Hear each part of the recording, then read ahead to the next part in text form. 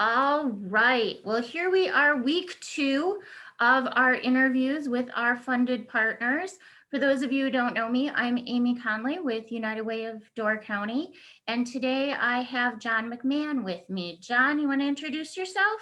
Yes, hello, I'm John McMahon. I'm the CEO of the new Boys and Girls Club of Door County. Wonderful. And John, you've been with the club for how long now? 6 months. Wonderful. So just enough time to kind of know what's going on, right? Just enough time to know enough, I guess, is the right way to say it.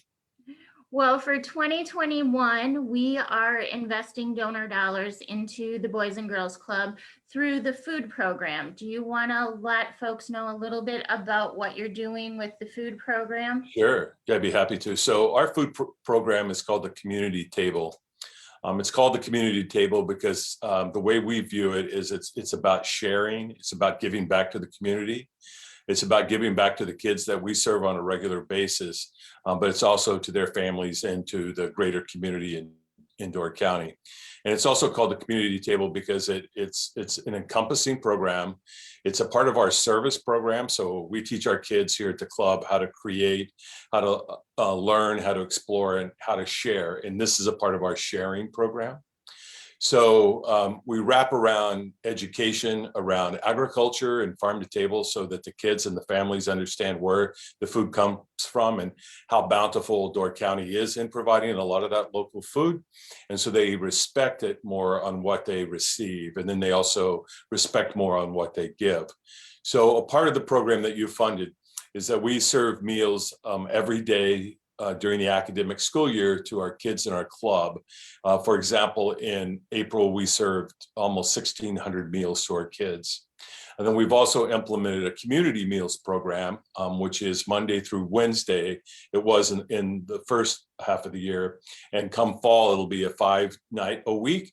And we serve 100+ meals every night to anyone, no questions asked, pulls up to our sidewalk. We ask them how many meals they need and we hand it over to them. So it's a great program. We also collaborate with the YMCA and the United Way on the summer meals program. So as a matter of fact, today there's about 20 volunteers downstairs from the Y and the Boys and Girls Club packaging meals and delivering those to 12 locations around the county to distribute all through the summer.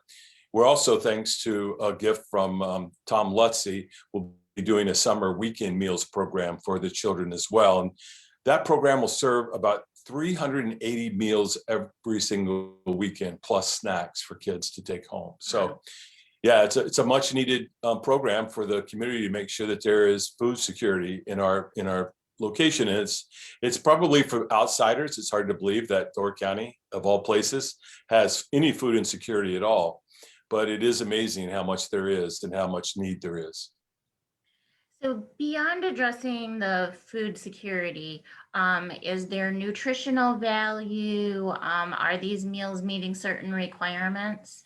They do. So we do follow CACFP requirements, which is a balanced meal, making sure that we're using whole grains and dairy and the proper portions to make sure that they're getting a well-balanced meal. But we also take in consideration that the #1 priority is for the kids to eat the food. So we make sure that there is nothing that turns the kids off, but they're still getting a balanced meal. And we also, along the way, we educate the kids. They have opportunities to work in our cooking club and to work with Damien, our head chef, on what we're preparing and why we're preparing it. We also share with them where this food came from, if it came from a local vendor.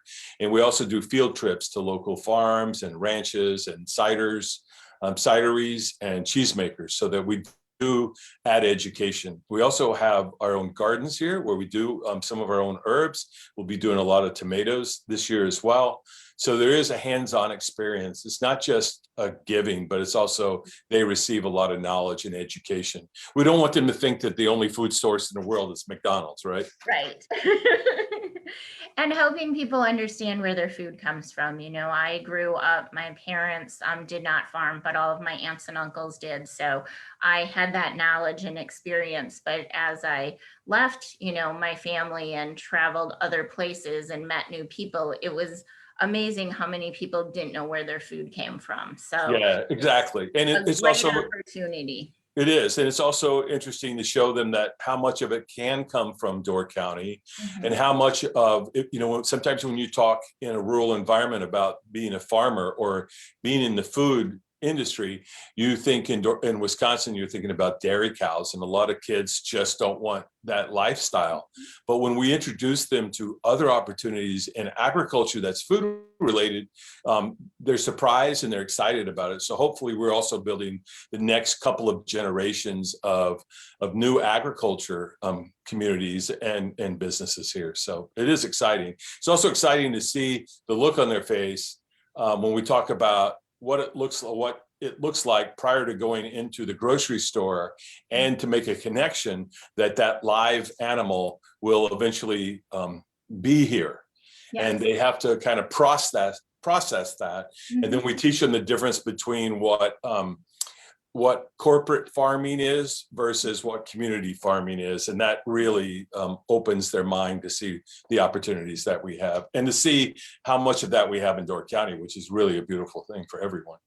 Well, wonderful. This is such a great program, John. We are honored to be part of it this year. And I'm sure our donors who are listening to this are like, wow, I had no idea that's going on, and should be equally as proud that their donor dollars are helping there. Well, thank you. And we can't do it without you and your donors in the United Way. I mean, you guys are our sustaining partner, and we hope to make it long-term and just and grow the program. So No pun intended, grow it, right? that's right. Grow it. No pun intended. All organic. So I have one last question for you. When we look at the Boys and Girls Club as a whole, not just the food program, United Way for the last 6 years has been talking about ALICE, Asset Limited Income Constrained Employed.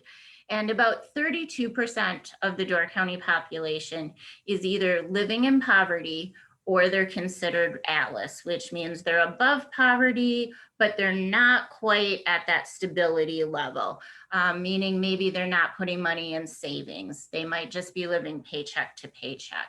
So as you think about the club as a whole, how is the club supporting families that might be in that ALICE population? Yeah, that's a really good question, and it's the top of our mind, and it's conversation we have on a regular basis when we develop our programming amongst our pillars. And it's important that we make the families aware of all the programs that we do have that will help them not spend money, is one of the ways we do that. So for instance, we don't really generate any revenue in our club. So we do have a membership, and we have a membership fee, but you can just simply ask for a scholarship, and we will give you that scholarship. So there's that age of children that is not an infant age, that it doesn't really have to be in daycare, but they also need supervision, and they don't have a driver's license. Right. And so we do fill that gap. So no longer do the parents have to find a place for their kids to stay that's going to cost them a few $100s a month to service those kids and take care of their kids and make them safe. And we also are teaching our kids some skill sets that they can take to their families that also give them the ability to lower their cost of living, but still live a good life. A part of that actually is mental. We do a lot of mental training and mindfulness training and awareness training, so that we want kids to realize that they have a good life, and it's not a comparison to the kids standing next to you. What do they have? What do they not have? Versus what do I have? What do I not have? But really to learn to appreciate what they have, but also to see that there's a community behind them that's helping them grow, and that today is what's important, but we give them a good life so that when they do get out of our program, they're very self-sustaining, and they give back to the community, and they work their way out of that situation. And we also want to make sure that we encourage these kids to understand that it is not their family's fault that they're in these situations. So that is really important. It might sound minor, but one of the real major changes the club has gone through is we use strength-based messaging, so that no longer will a kid come into our club and read anything that says this is for those kids and their families that are struggling. We don't identify those kids that way, because there are kids here that aren't, their families are not struggling. And we don't want them to think that they're in here because they're less than anybody else. So that's a key way we do it. Now, we also internally, we talk about not perpetuating the circumstances. So on our staff, we pay living wages for our staff. We also provide anyone on our staff who has children, they get a free ride all year round, including summer camp. They also get the meals program as well. All of our full-time employees get the option of full benefits, including dental and vision and health and retirement programs. So we're really proud of the fact that we recognize that we don't want to be an organization that just continues to build our client base. And we are one of the few organizations that if our numbers went down because of some of the services and because of people getting out of situations, we'd be happy, very happy for that to happen.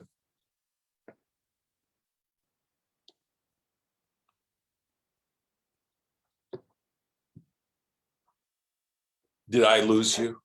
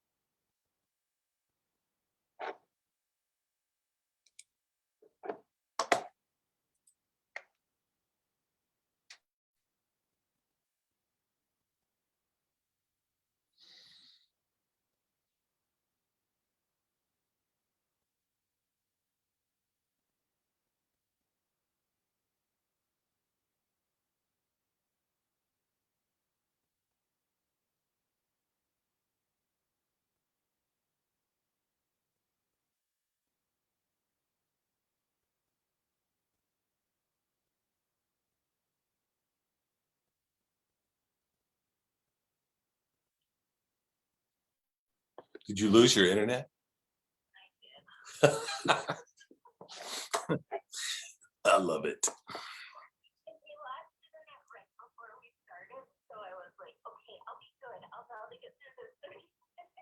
Oh, that's so fun. Oh, well.